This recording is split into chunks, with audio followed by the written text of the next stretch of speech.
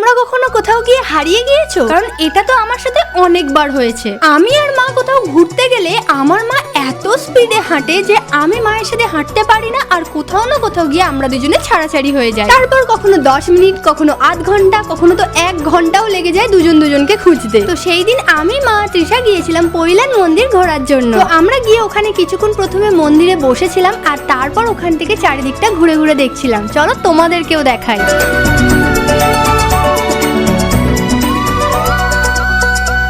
তারপর ঘুরতে ঘুরতে আমার সাথে আমার কিছু কিউট সাবস্ক্রাইবারদের দেখাও হয়ে যায়, আর তারপর মায়েরও চোখে পড়ে যায় এখানে সবজি স্টল, আর আমাদের চোখে পড়ে ফুড কোর্ট, যেখানে আমরা মায়ের কাছে বায়না করে সিঙ্গারা, চিপস আর কফি কিনে ফেলি। আর তারপর তাড়াতাড়ি খেয়ে আমরা আরো ভালো করে চারিদিকটা ঘুরে দেখতে থাকি। আর এখানে ঘুরতে ঘুরতে তো তৃষার পায়ে ব্যথাও শুরু হয়ে যায়। তারপর বেরিয়ে যাবো ভাবছিলাম, সেখানে দেখি ফুচকা স্টল। তো চলো আমরা ফুচকা খাই, আর তোমরা নেক্সট মিনিট ব্লগের জন্য সাবস্ক্রাইব করে নাও। টাটা।